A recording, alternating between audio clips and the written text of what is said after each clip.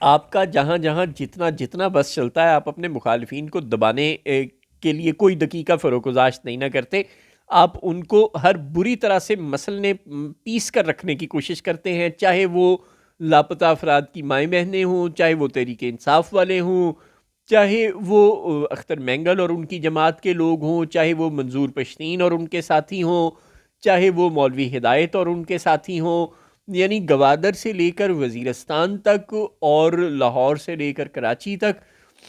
آپ کو جہاں بھی جو بھی اپنا مخالف نظر آتا ہے، جو بھی آپ کے خلاف آواز اٹھاتا ہے، چاہے وہ ایمان مزاری ایک نہتی اور ایک نحیف و نزار سی بچی کیوں نہ ہو،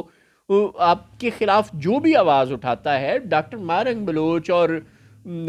سمی دین بلوچ جیسی نہتی بچیاں ہی کیوں نہ ہو، آپ سے مخالف نقطۂ نظر رکھنے والا جو بھی آدمی یا عورت سامنے آتی ہے، آپ اس کو ہر ممکن طریقے سے کرش کرنے کی کوشش کرتے ہیں. تو پھر ان مظلوموں کو جہاں بھی اپنی آواز اٹھانے کا موقع ملے گا یہ بھی آواز اٹھائیں گے. اگر مارنگ کو یا سمی دین کو کوئی انٹرنیشنل فورم بلائے گا اپنا احتجاج ریکارڈ کروانے کے لیے تو یہ جائیں گی. اگر تحریک انصاف کی سنتے ہیں برطانیہ کے اراکین پارلیمنٹ یا امریکہ کے اراکین پارلیمنٹ، برطانوی کانگریس کے لوگ یا امریکہ کے اراکین یا برطانیہ امریکی کانگریس کے لوگ یا برطانیہ کے اراکین پارلیمنٹ اگر تحریک انصاف کے بیرون ملک مقیم پاکستانی حامیوں کی آواز سنتے ہیں اور اپنی حکومتوں سے یہ مطالبے کرتے ہیں کہ وہ عمران خان کو ریلیف دلائیں، تو تحریک انصاف ان فورمز پر اپنی آواز اٹھائے گی، لابنگ کرے گی. اگر قاضی فائز عیسیٰ صاحب تحریک انصاف کے خلاف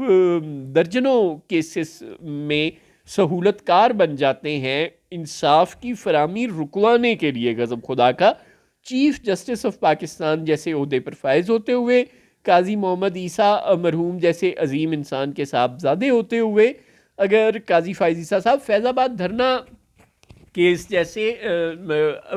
زبردست اور ناقابل فراموش فیصلہ لکھنے والے قاضی فائز عیسیٰ صاحب، سانحہ کوئٹہ کمیشن کا فیصلہ تحریر کرنے والے قاضی فائز عیسیٰ صاحب، اگر اسٹیبلشمنٹ کے اور حکومت کے سہولت کار بن جائیں گے صرف عمران خان کے خلاف اپنا غصہ نکالنے کے لیے اور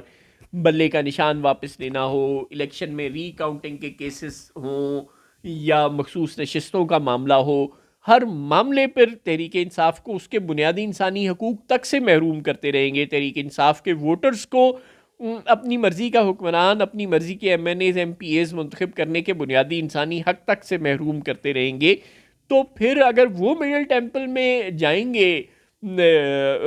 خطاب کرنے یا مہمان خصوصی بن کر جائیں گے تو تحریک انصاف والے بھی ان کے خلاف آواز اٹھائیں گے. یہ تو جیسے کو تیسا ہے،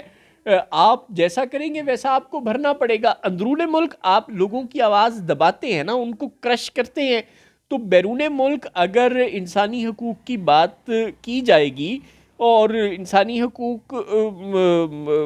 کی آواز بلند کرنے والوں کو ویلکم کیا جائے گا تو پھر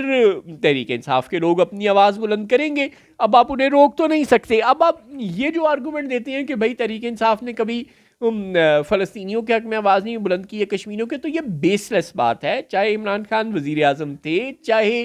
آج وہ قید میں ہے، ہر دور میں تحریک انصاف فلسطینیوں اور کشمیریوں کے حق میں بات کرتی رہی ہے. اور دیکھیں سچ یہ ہے کہ پورے پاکستان نے ہی فلسطینیوں اور کشمیریوں کا حق ادا نہیں کیا، چاہے وہ اس وقت کی حکمران جماعت ہو، چاہے وہ اسٹیبلشمنٹ ہو، چاہے وہ تحریک انصاف ہو. فلسطینیوں اور کشمیریوں کے لیے نہ صرف یہ کہ پاکستان کی حکومت، پاکستان کی عوام، بلکہ پوری عالمی برادری نے اس طرح سے آواز نہیں اٹھائی.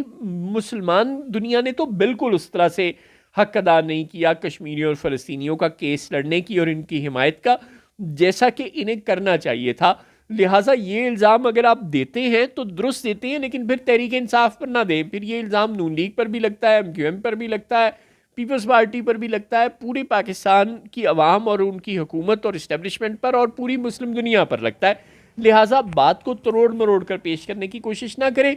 تحریک انصاف کی لیڈرشپ اس وقت مشکل حالات سے گزر رہی ہے، اور تحریک انصاف اگر انگلینڈ سے یا امریکہ سے آپ پر پریشر ڈلوانے کی صلاحیت رکھتی ہے تو وہ ڈلوائے گی. آپ بھی تو تحریک انصاف کو اندرون ملک دبانے کی صلاحیت رکھتے ہیں نا. تو آپ بھی ایسا نہ کریں. اگر آپ لوگوں کے بنیادی انسانی حقوق کو پاکستان میں مسخ کریں گے، چاہے وہ ڈاکٹر مارنگ بلوچ اور سمیع الدین بلوچ ہو، ان کی بلوچ یکجہتی کمیٹی ہو، چاہے وہ منظور پشتین اور ان کی پی ٹی ایم ہو، چاہے وہ اختر مینگل اور ان کی عوامی نیشنل پارٹی ہو، چاہے وہ عمران خان اور ان کی تحریک انصاف ہو، اگر آپ اپنے مخالف آواز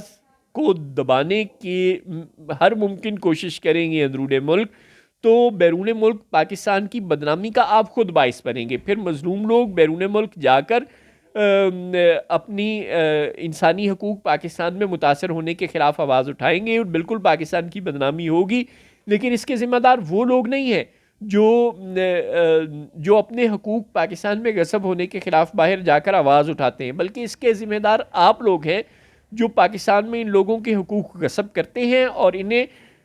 مجبور کرتے ہیں کہ وہ بیرون ملک جا کر